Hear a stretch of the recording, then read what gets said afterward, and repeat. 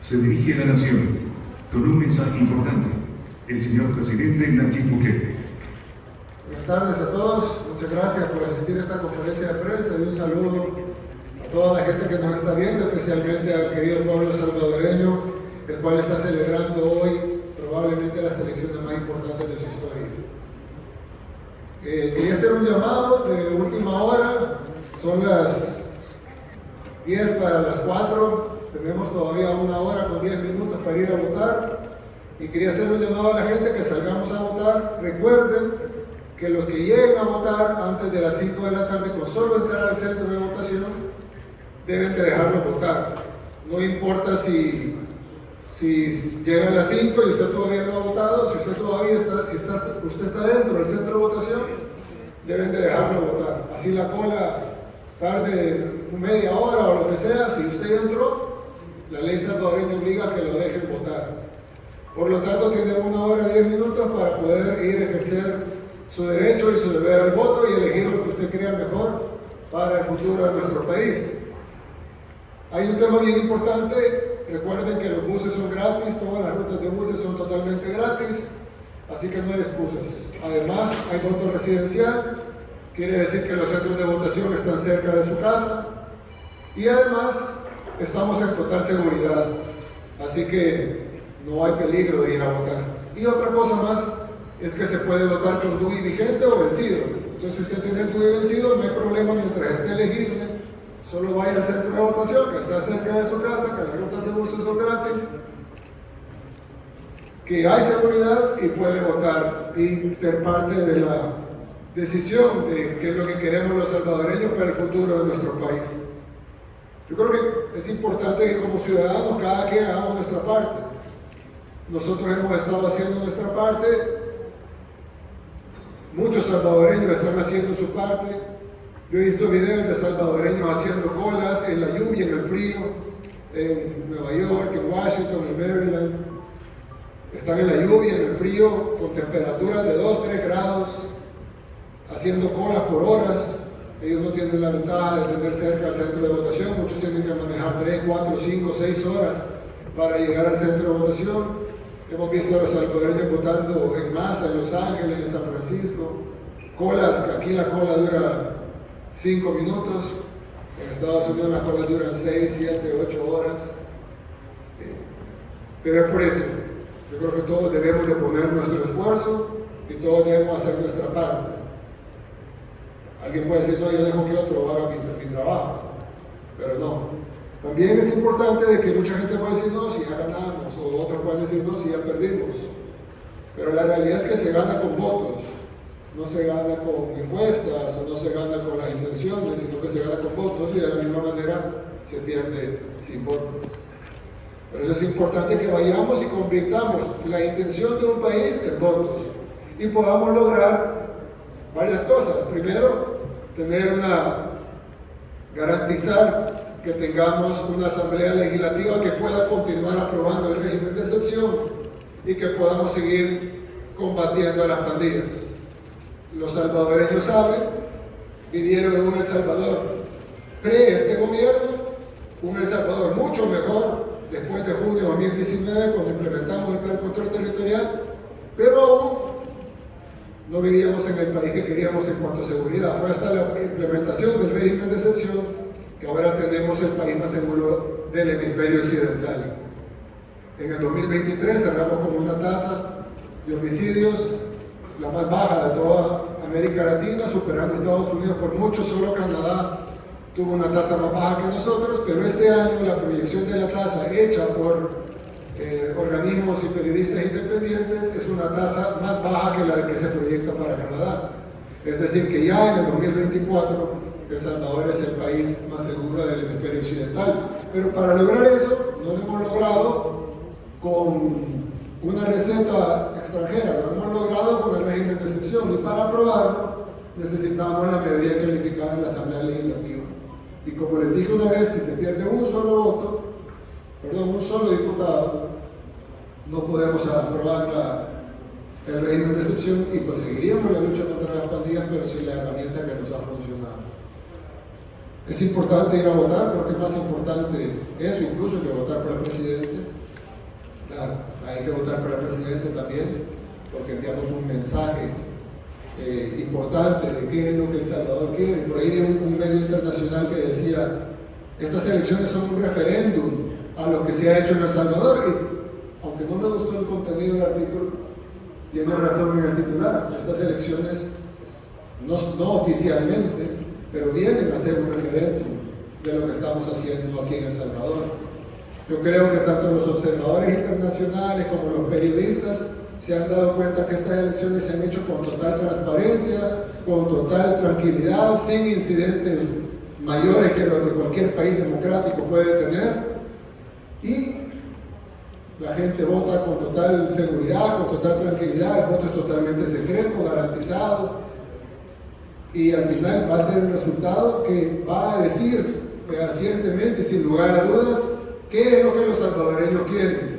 Si es verdad lo que dicen muchos medios internacionales de que los salvadoreños no quieren el camino por alguna manera de una dictadura que los obliga, o una autocracia que los obliga a hacer lo que ellos no quieren, porque están oprimidos por un régimen de excepción que ellos no desean, o si la votación así lo demuestra, vivimos en un país democrático, libre, en donde la población, que es el soberano, que es el que decide, no es ninguna ONG, ni yo, ni ninguna organización internacional, ni mucho menos otro país, ni mucho menos otro gobierno que tiene sus propios problemas y que no los están solventando.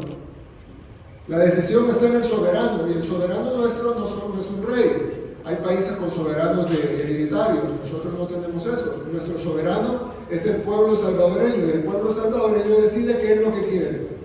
Y si el pueblo salvadoreño en las elecciones de hoy le demuestra no solo al Salvador y no solo a nuestro sistema jurídico y electoral, sino le demuestra al mundo qué es lo que quieren, creo que nadie más tiene ninguna autoridad moral sobre por eso para decir algo más que lo que el pueblo salvadoreño diga en total democracia.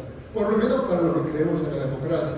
Entiendo que habrá otros que creen en el control de las élites o en la plutocracia o en el control de los que tienen más dinero o los que tienen más poder, o de repente algunos creen que debemos regresar a la guerra civil o que debemos de regresar a la posguerra. Pero, lastimosamente para los que piensan así, los que deciden son los salvadoreños, y son los salvadoreños los que lo van a demostrar libre y secretamente en las urnas. Pero, para repetir el llamado, todavía queda más de una hora 5 minutos. Vayan a los centros de votación, están cerca de la casa, las rutas de buses son gratuitas.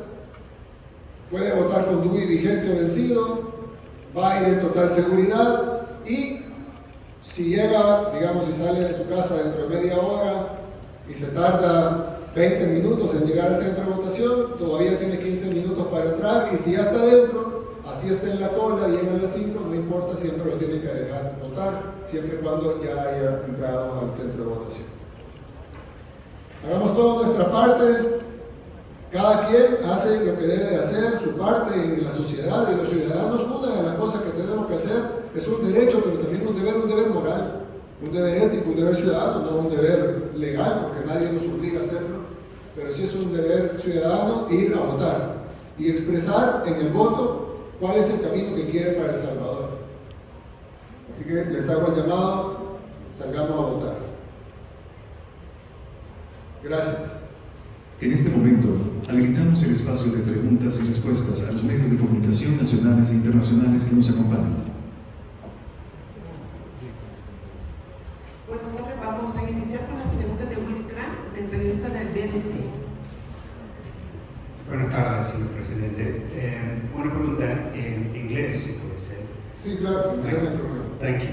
I don't think anybody could suggest that you haven't changed the face of security in El Salvador over the past 5 years. But my question is really about where things go forward from here, and specifically in terms of the thousands who are believed to have, by human rights organisations, to have no discernible link to gang crime, who appear to have been swept up in the dragnet of arrests. Specifically, I've got a case that I've been looking at of a young man called Jose Duval Mata Alvarado, and I can pass obviously on all the details to your team.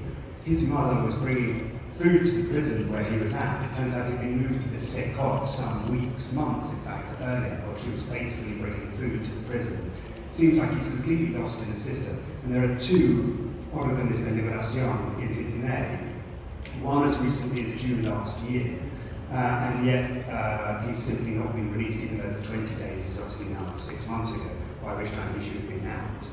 I'm wondering if your intention is to sort of work on the legal side of things, assuming you win today and that you are president for the next 5 years, to start unpicking those sorts of problems and errors in the state of exception. And secondly, if you also plan to only serve one more term from here, if you don't plan to lift term limits altogether. Thank you. Well, it's important to say that every police in the world, because I find this somewhat amusing when they say, oh, but you know, in El Salvador they arrest people and some of the arrested are innocent. And I'm a little baffled because I wonder if in the UK all of the arrests are of guilty people, or your police sometimes arrest innocent people. I mean, I bet there will be a percentage of people arrested by UK police, the police of the government that you work for, and they will arrest sometimes innocent people as a mistake or because they had a wrong tip, but they will go to a judicial system. If there were no arrest of innocents if there was one police in the world, one police force, UK, Spain, France, you name it, any country, the US, Canada, any police force that has has 0% of margin of error, they only arrest guilty people. Why do you need prosecutors or defense or a justice system? You won't need that because the police is perfect in your country. So every country in the world will have an imperfect police. Now, it is different when you have in countries that promote ethnic cleansing, for example, or they arrest political opponents, or they arrest a minority. But in our case, all of the arrests are made to end the bloodshed that we lived for decades, and we have ended it. Now, did our police made a couple of mistakes? Of course they did. That's why our judicial system has been freeing innocent people, and they will free every innocent people that the police has wrongly arrested. And we have already freed 7,000 people. Now, I would assume that the criticism may come from a hypothetical country that doesn't have any arrest of innocents. But I'm sure that in the UK they do plenty arrest of innocent people, and then they are proven innocent in court. But sometimes, and we have seen a lot of cases in the US, in the UK, in Europe, that they find them that they're innocent 20, 30 years after being convicted because they found some DNA evidence. So what does that mean? That means that you shouldn't arrest criminals? No, it means that police made a mistake and some retributions have to be made to the people that have been arrested wrongfully. But we don't think it's weird, we're baffled by the criticism of something that you well know that any police in the world would make, which is a small percentage of innocent people getting in the net. One point on that, of course, is that 75,000 people in the space of a year isn't regularly arrested by police anywhere else in the world, and this is a unique situation with unique powers given to the security forces to make arrests on site according to criteria deemed by them. Yes, of course, because you don't live in the world murder capital. So when you don't live in the world murder capital, it's because you don't have enough murderers to fill a prison like ours. Because the difference is that in the UK is not the world murder capital. El Salvador was, by your own accounts, the world murder capital. So if we have the world murder capital, the most dangerous place in the world, the place in the world with the most murders, why is that? Because we have the place in the world with the biggest amount of murderers. So of course, you cannot arrest 70,000 people because you don't have 70,000 murderers because you're not the murder capital of the world. But we did have 70,000 murderers, and that's just a number that coincidentally is the number that we arrested. every study made by the World Bank, by the NGOs, by the experts, way before our government established that there were at least 70,000 gang members and 500,000 collaborators. That was established not by our government, but by NGOs, by the experts in the topic. They always said El Salvador has at least 70,000 gang members and 500,000 collaborators. So you would expect that to end that, you would need to arrest 570,000 people. But of course, we want to be careful and don't arrest the lady that probably helped because she thought that she needed to help because her life was in danger. So we're sparing 85% of the tally that the organizations that you financed established way before our government. So why do we have the biggest incarceration rate in the world? Because we changed the murder capital of the world's most dangerous country, into the safest country in the Western Hemisphere. And the only way to do that is to arrest all the murderers. There's no other way to do it. Well, the other way would be to kill all the murderers, but we don't have death penalty, so we have to arrest all the murderers. So you say, why is such a big number? Well, what do you expect? That we arrest 100 people and we leave 69,900 gang members in the streets and suddenly the murder rate will drop? Or do you expect that we, because we're Salvadorians or something, because we're second-class citizens or something, we have to die? They have to kill our families, they have to kill our children, because your liberal ideas of what a democracy should be have to be respected, and we, since we're not using your recipe, then we have to be killed, we have to let our children be killed, we have to let the bloodshed go on for 50 years because of imported policies from your countries, because your countries had lecturers in the 80s, the war. You had a fight with the Soviet Union, had nothing to do with us. What did you do? You financed El Salvador to fight a war between us, between brothers. And we killed each other, and 85,000 Salvadorans died.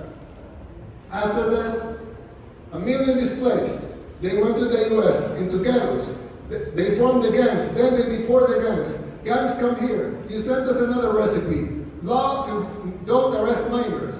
Okay, but all the gang members were minors at the time. So gangs grew, and then they terrorized the country. They started killing people, and we became the murder capital of the world. Nobody could solve it. We took the recipes from the OAS, we took the recipes from the UN, we took the recipes from the European Union, we took the recipes from the United States. None of the recipes worked. More bloodshed, more people were dying. So what do? Okay, we do something and we save people. And now we're the safest country in the Western Hemisphere. But suddenly something's bad. Oh, but you shouldn't do that. You should do what I think you should do. Why? Not only we have the right to do what we think is right, and then when the Salvadoran people are gonna decide whether or not they want this day in free elections, but also we've proven it works. And you haven't proven that your system works in our country. Might work in yours, I don't know. But it doesn't work in ours. It's like I told one time, a member of the European Union, I know you Brexited that, but I told a member of the European Union, you take your best government, choose your best government. I don't know what's the best government in Europe, but you choose your best government. Same people, same talent, same experts, same will to do things the right way. You take your best government and you put him to govern Afghanistan and tell them, okay, you govern Afghanistan the same way you govern this European country. You'll be there in a week. Because you cannot govern Afghanistan like you govern Europe. So stop trying to make us use your recipes because they don't work here. You have your own system. We don't tell you that you shouldn't have a monarchy. I mean, we're fine with your monarchy. We love your monarchy. It's fine. But we don't say, oh, you shouldn't have a monarchy. You shouldn't have hereditary titles. Why? Because it's your country. You can do whatever you want with it. But suddenly, we have to do what you want to do with our country. So, what I'm gonna finish the question is that this has been proven by all of you and by all independent sources. El Salvador was turned from the most dangerous place in the world to the safest in the Western Hemisphere. That's not a small feat, and that's not done easily. And nobody in the world has ever done it before, so fast and so clean like we have done it here, with no significant casualties. So, I don't know. I know it's different. I know the numbers from the UK and ours will be different for maybe a couple of decades. But we're doing our best here, and we're really trying, and the Salvadoran people today are going to vote freely in free and fair elections and in full democracy and choose their own path. Thank you. Escuchamos la siguiente pregunta a cargo del periodista de Univisión. Presidente, muchas gracias por recibirnos en esta rueda de prensa. Todas las encuestas indican que usted obtendrá hoy la reelección. Incluso se habla de una mayoría amplia. De conseguir ese resultado que se espera y que marcan las encuestas, ¿usted piensa que El Salvador necesita una reforma constitucional? Y esa reforma constitucional, si usted considera que se necesita, ¿debería incluir la reelección indefinida? No creo que debería de incluirla, pero hay una cosa importante y que me parece curioso, y lo vi en una entrevista que realizaste hace poco y me la pasaron, el clip. A mí a veces me extraña, porque ustedes en su audiencia, que cada vez es menos, y pues creo que ya es como el 5% de lo que era hace 2 años, pero todavía tienen el público. Y su audiencia era, y es todavía, mayoritariamente los latinos en Estados Unidos. Y si tú le preguntas a los latinos, no solo a los salvadoreños, estoy hablando de los latinos en Estados Unidos, mexicanos, guatemaltecos, hondureños, salvadoreños, colombianos, peruanos, ecuatorianos, argentinos, etc. Si tú le preguntas a los latinos en Estados Unidos, al 100% de tu misma audiencia, el 100% está de acuerdo con lo que estamos haciendo acá. Pero todos los reportajes de televisión, son negativos. Que El Salvador, este régimen de excepción, que la gente sufre la dictadura, que el presidente se quiere reelegir inconstitucionalmente. Y yo les pregunto, ¿para quién trabajan? Si su población, su target audience, su audiencia nos apoya y ustedes, todas las notas son negativas. Si alguna nota fuera positiva y alguna negativa, pues no iría balance. Pero todas las notas son positivas. Y yo pregunto, ¿para quién trabajan? Van a perder el último 5% de audiencia y cheque de suelo se va a acabar. Y al final de cuentas van a acabarse y van a decir, bueno, ahora pues Univisión va a ser una cuenta de Twitter. Yo creo, sinceramente, ya te respondí tu pregunta, pues, creo que no es necesaria la reforma constitucional. Ya está, te lo respondí. Pero, lo que sí creo que es necesario es de que los medios tengan un poco de balance, pues, un poco de dignidad. Y yo entiendo que a veces, pues, ni modo, les hacen la plana, pero creo que es importante que escuchen a su, no a mí, porque yo soy un político con intereses políticos y con una versión subjetiva de la realidad, escuchen a su audiencia. Abran el teléfono y que les caigan al azar 100 llamadas, ni siquiera lo tienen que hacer en la central, háganlo en las filiales y se van a dar cuenta de la opinión de su audiencia, no de la mía, de su audiencia sobre sus reportajes. Se dieron un consejo, pero bueno, respondiendo a su pregunta, no creo que sea necesaria una reforma constitucional. Siguiente pregunta. Presidente, vamos a escuchar la tercera pregunta a cargo de la periodista de Televisa. Buenas tardes, señor presidente, mucho gusto. Buenas tardes. Su gestión ha logrado cautivar a un elevado número de sectores de muchos países, también incluyendo América Latina, sobre todo porque compartimos muchos de los problemas que usted ha logrado controlar en El Salvador. ¿Qué le espera si usted llega a reelegirse a El Salvador? ¿Qué podría esperar el mundo entero hoy que tienen los ojos puestos en este país centroamericano? Muchas gracias. Bueno, yo creo que yo le dije una vez a una persona de una multilateral que me decía que eliminar la delincuencia iba a traer un costo económico muy alto, porque lastimosamente, aunque no lo queramos aceptar, la delincuencia es una economía en sí misma. Es decir, hay una economía delincuencial, hay un mercado negro que mueve droga, armas, extorsión, sicariato y otras cosas, incluso legales, que se utilizan para cosas ilegales, como celulares, saldos, alcohol. Incluso las personas que son delincuentes, pues tienen familias, que compran cosas legales como comida, leche para los niños, pañales, internet, celular, cable, electricidad, teléfono, etc. Y pues obviamente al remover esa capa de la economía íbamos a tener una caída en el PIB. Gracias a Dios no la tuvimos. De hecho, no solo no caímos, sino que crecimos. Pero en ese momento que no sabíamos, pensábamos que íbamos a caer un poco en el PIB. Yo le decía, es como una persona que le detectan cáncer y le dicen, mire, usted tiene un cáncer. Usted ahorita se ve sano y usted puede continuar así, pero tarde o temprano el cáncer va a hacer metástasis y luego va a servir y usted va a terminar muriendo de ese cáncer. Si usted, lo que podemos hacer ahorita es hacer una cirugía, hacer quimioterapia y radioterapia, y luego usted va a salir curado, primero Dios, si todo sale bien. Pero tiene que saber que va a salir con una cirugía, va a salir con quimioterapia y va a salir con radioterapia. El Salvador tenía un cáncer con metástasis porque estaba en todos los lugares del país, en todas las zonas, el 85% del territorio estaba controlado por pandillas. Y al final, el 85% del territorio controlado por pandillas. Y al final, El Salvador estaba con metástasis. Pero hicimos la cirugía, hicimos la quimioterapia, estamos haciendo la radioterapia y íbamos a salir sanos, ya sin el cáncer de las pandillas. Probablemente la fotografía en ese momento, o debería de ser la fotografía en ese momento, es una persona desgastada, débil, herida, pero está sana ya. Y ahora solo le queda recuperar peso, recuperarse, sentirse bien, que le vuelva a crecer el pelo y estar bien. Y decir, bueno, superé el cáncer y ahora ya tengo tiempo para hacer todo lo demás. Y luego para poder viajar y estar con mi familia y emprender mi negocio. Pero primero tengo que resolver lo urgente, lo que me está matando. Entonces nosotros en El Salvador resolvimos literalmente lo que nos está matando. Y gracias a Dios, nuestra fotografía actualmente no es tan mala como se esperaba, porque de hecho crecimos en el PIB, no tuvimos la caída que los expertos decían que íbamos a tener, tal vez no crecimos como hubiéramos querido, pero crecimos. Y entonces,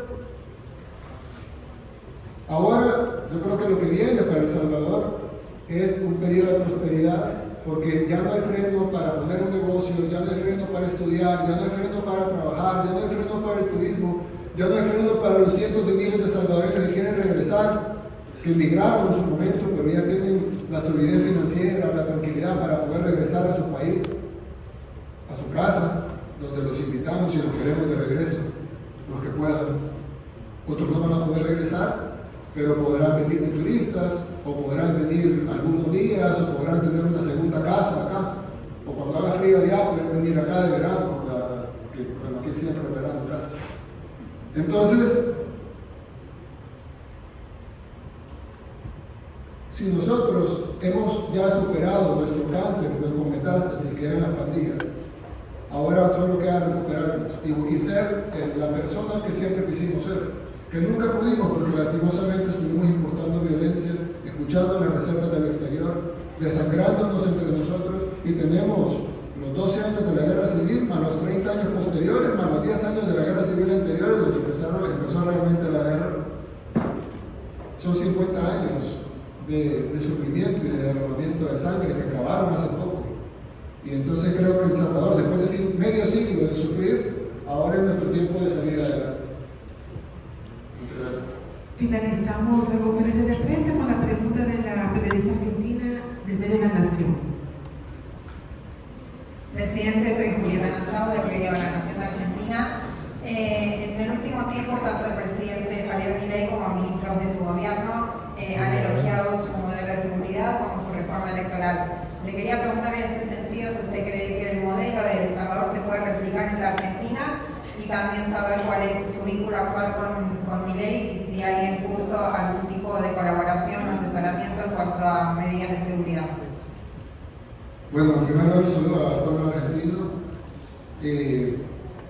Yo creo que todos los países tienen diferencias, y está claro, así como le decía yo al reportero de la BBC, que El Salvador no es el Reino Unido, pues lo mismo se pudiera decir que El Salvador tampoco es Argentina. y que hay diferencias entre los problemas de Argentina y los problemas de El Salvador. Incluso el problema de seguridad argentina que existe no es tal vez tan apremiante como lo era en El Salvador. Y por ende las medidas que pueden ser compartidas de parte de nosotros para lo que pueda ser aplicado en Argentina, pero de repente no tendrían que ser tan drásticas porque no necesitan resolver un problema tan grande como el nuestro. Como el problema es más pequeño, tal vez el medicamento puede ser más pequeño también. Ahora, hay similitudes, sobre todo el hecho que son los latinoamericanos, hay similitudes culturales, hay similitudes entre cómo se forman los fenómenos delincuenciales, que se forman generalmente producto de la pobreza, y hay bastantes similitudes en las cuales se pueden tomar como ejemplos lo que pasa en El Salvador y lo que pasa en otras partes del mundo. Nosotros hemos ofrecido oficialmente a la ministra Bullrich, no asesoría, porque creo que no es esa la palabra, sino la colaboración que ellos necesitan en todos los temas de seguridad, que es lo que hemos platicado, pero cualquier otro también. Pero sí, yo creería que el problema en Argentina es más pequeño, preocupante, sobre todo en Rosario y en algunas zonas, pero es más pequeño que El Salvador y por ende, si bien se pueden aplicar algunas cosas y sería, creo yo, positivo aplicarlas, no tendría que ser tan drástico porque el problema, comparado a lo que teníamos en El Salvador, la capital mundial de los homicidios, creo que es bastante menor como para aplicar un medicamento menor. En el tema del presidente Milei, yo solo he hablado una vez con él, una conversación bastante larga para lo que era, porque yo hablé para felicitarlo por su triunfo, y pues nos quedamos hablando un montón de tiempo, y me dio un panorama de Argentina muy difícil, que él no había asumido todavía como presidente, era presidente electo, me dio un panorama de Argentina muy difícil, y sobre todo lo económico, el tema de las divisas y el tema de la inflación, etc. Va a ser muy duro enfrentarlo, de cualquier manera que se haga.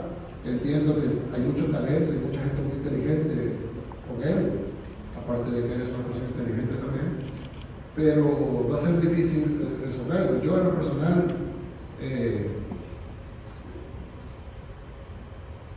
sé que es un problema del tamaño, amén de la diferencia entre la economía y la seguridad, pero de ese tamaño, en el tema económico. Y pues le deseo lo mejor, y si podemos colaborar en algo, somos un país muy pequeño para colaborar económicamente con Argentina, pero si podemos colaborar en lo que sea, en el tema de seguridad, con cooperación, etcétera, estamos a la orden. Señor Bukele, una pregunta más. Señor Bukele, Señor Bukele, una pregunta más. hay varias preguntas. Tenemos al periodista de Brasil en estos momentos. Buenas tardes, presidente. Solo vamos a hacer más preguntas, pero solo quiero decir, porque los salvadoreños tienen 40 minutos para ir a votar y muchos estarán viendo esto y tal vez no van a ir a votar por ver esta transmisión. Así que, por favor, vayan todos a votar. Esto va a quedar colgado en mi Facebook y cuando regresen no pueden verlo, pero quieran verlo, que no quieran ver, pues se ahorran el dolor de cabeza. Pero vamos todos a votar, que es importante que todos participemos y que todos tenemos todo el tiempo. En 40 minutos usted entra al centro de votación, si ya está dentro, tiene que dejarlo votar. Recuerde que puede votar con DUI vencido. Recuerde que el transporte público, todas las rutas de buses son gratis. Recuerde que hay que tener seguridad y recuerde que los centros de votación están cerca de su casa porque el voto es residencial. Y que si entra al centro de votación, tiene que votar, así pase la hora, pero si está en la cola lo tienen que dejar votar. Así que todos vayamos a votar, por favor. Presidente, mucho gusto hablar con usted. Gracias. Mi nombre es Renato, yo soy de Brasil, Radio Joven Pan y de la revista Valete. La pregunta es cómo usted ve el impacto de sus políticas de seguridad alrededor del mundo. En Brasil nosotros tenemos mucho problema con la cuestión de la seguridad y si usted ya ha hablado con el gobierno brasileño, si pretende visitar Brasil, si tiene algún tipo de contacto, porque nosotros queremos influenciar la política brasileña con las ideas de usted. Muchas gracias. Muchas gracias. Sí, he conversado un par de veces con el presidente Lula, pero jamás me he mencionado el tema de seguridad. Me imagino que él tendrá su forma el acercamiento, del abordaje que quiere hacer a la situación. Nunca hemos conversado de ese tema. Yo creo que El Salvador lo que le muestra al mundo es que todos los problemas tienen solución cuando hay voluntad política. Hay gente que dice, pero El Salvador es pequeño y por lo tanto El Salvador se puede arreglar, pero en un país grande no se puede arreglar. Bueno, así me decían a mí cuando era alcalde de Nuevo Cuscatlán y corrí para alcalde de la capital, decían, pero Nuevo Cuscatlán es Y cuando fuimos a la capital y hicimos un buen trabajo en la capital, la gente decía, bueno, pero una cosa es ser alcalde y otra cosa es ser presidente. Los problemas de un presidente son diferentes a los de un alcalde. Bueno, aquí estamos, solucionando el problema más grande del país y ahora en camino a solucionar los demás. Entonces, yo lo que le digo a cualquier persona que diga, no, es que no se pueden solucionar los problemas porque son muy grandes o porque son muy difíciles, imagínense lo difícil que es tener el país más pequeño de Latinoamérica, por ende el país con menos recursos territoriales, con pocos recursos económicos, con ejército pequeño, con una policía pequeña, y tener el récord no de Centroamérica, ni de Latinoamérica, ni del hemisferio occidental, tener el récord del país más peligroso de todo el mundo. Es un problema grande con pocos recursos para solucionarlo, y lo solucionamos, y rápido, y de una manera limpia, sin costo grande para los salvadoreños, y con aprobación del pueblo, porque eso sería otra cosa. Yo pudiera decir de todo, pero si la gente en la calle dijera, no nos gusta lo que ese presidente está haciendo, pues entonces tal vez yo estoy equivocado. Pero si nosotros decimos eso y la gente está contenta, pues es una validación. Entonces yo creo que lo que El Salvador está haciendo probablemente tendrá muchas diferencias con lo que necesita hacer Brasil, pero sí lo que a muchos gobiernos les molesta es que El Salvador demuestra que todo se puede hacer con voluntad, y que cuando un país no resuelve sus problemas, sobre todo de delincuencia, es porque no hay voluntad de resolverlos, y en algunos casos porque son socios de los delincuentes. Y entonces, pues obviamente no van a atacar a sus socios. Atacar la delincuencia tiene muchos costos, pero el primero para un socio de los delincuentes es que pierde su negocio. Tendría que ser alguien que no le importe a los delincuentes, que no le importe la economía criminal, que esté dispuesto a quebrar la economía criminal y a poner a los delincuentes a la cárcel para que lo puedan solucionar.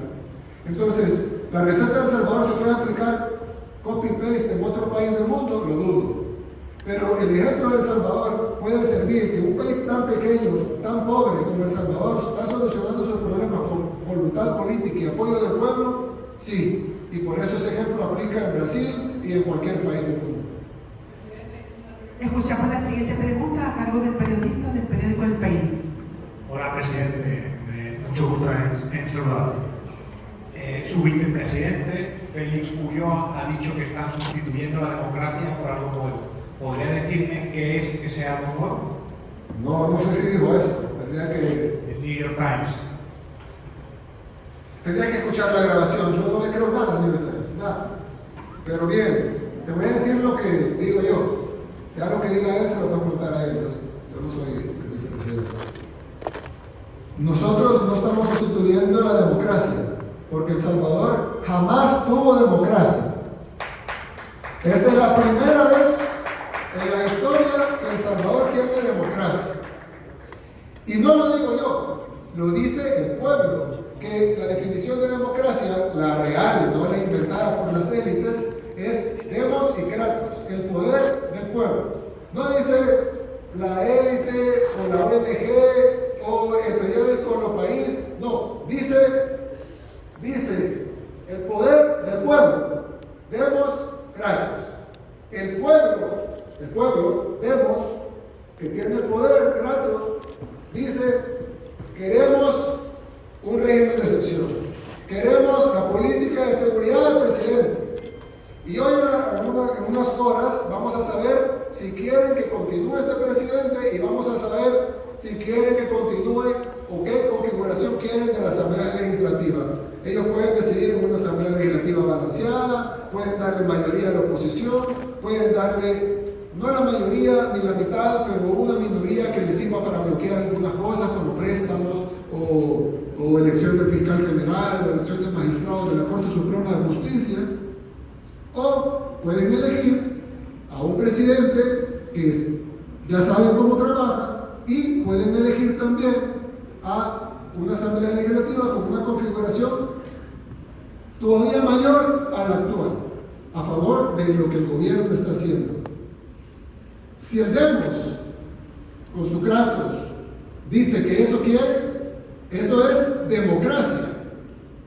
Ahora, si tú crees que eso no es democracia, entonces habría que revisar tu definición de democracia. Pero en mi definición de democracia nosotros no estamos reemplazando la democracia, nosotros estamos trayendo la democracia a El Salvador, que lo que ha vivido es el control de dos élites, no solo corruptas, porque está más que demostrado que eran increíblemente corruptos, sino además asesinos, porque mataron a nuestro pueblo desde la guerra, se repartieron el país en los acuerdos de paz financiados por las Naciones Unidas, y luego, después de eso, pasaron 30 años desangrando el país, entrenando a los pandilleros en los polígonos de tiro del ejército, y de eso hay amplias investigaciones independientes sobre eso. Además de que está judicializado y que el ministro de Defensa está preso por haber prestado los polígonos de tiro a los pandilleros para enseñarles a dispararle en la cabeza y en el corazón a los salvadoreños. Porque no les enseñaba a pegarles en las patas, les enseñaba a pegar en la cabeza y en el corazón. Se entrenaban pandilleros con dinero público en polígonos de tiro del Estado para que aprendieran a matar. Se les dio armas, se les dio dinero, se les dio legitimidad. Aquí vino el secretario general de la OEA, la Organización de Estados Americanos para los medios que no son de América.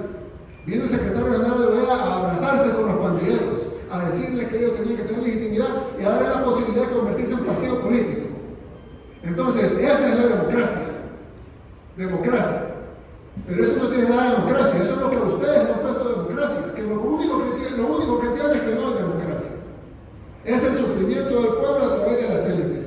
Nosotros estamos sustituyendo, eliminando ese sistema por la democracia real, que al fin tiene El Salvador, que es que el pueblo salvadoreño puede decidir su futuro en total libertad y tranquilidad.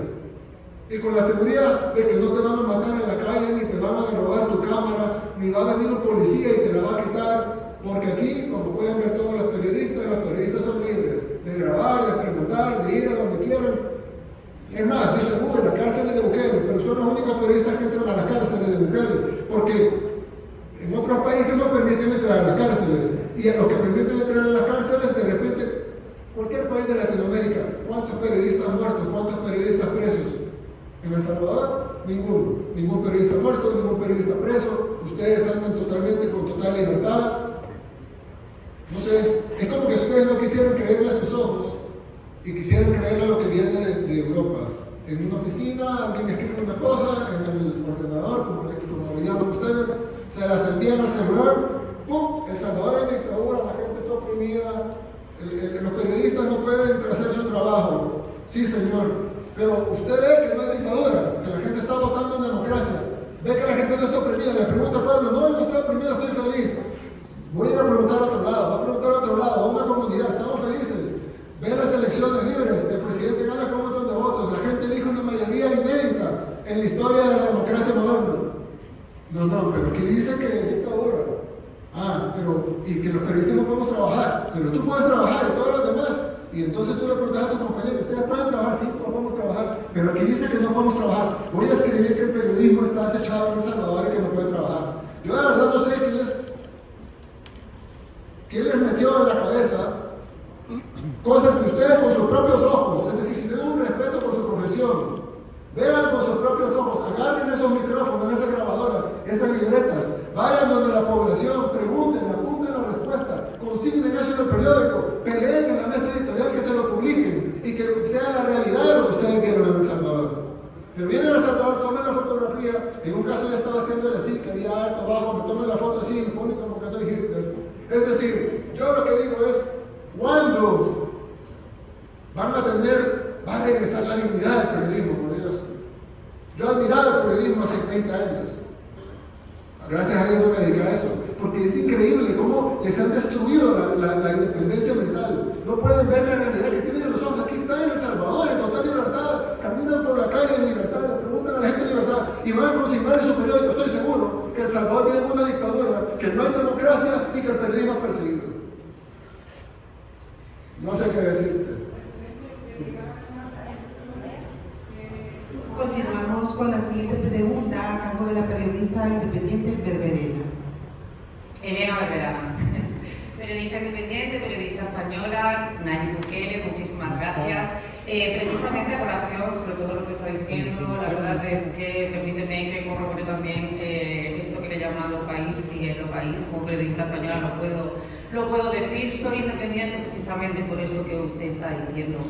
¿Qué cree usted que hay detrás de toda esta prensa que está manipulada, estos medios de comunicación que le dirigen a usted un ataque continuo y que incluso hemos visto esta mañana los diarios en España como decían que iba a instaurar un partido único y sin embargo todos estos periodistas están siendo testigos de que, como yo, de que aquí hay una democracia completamente limpia, observadores internacionales, centenares de ellos, después un ambiente de fiesta increíble. Yo misma estuve anoche, tengo que decir, andando sola por el San Salvador para corroborar con periodistas que es cierto esos datos que matan el relato.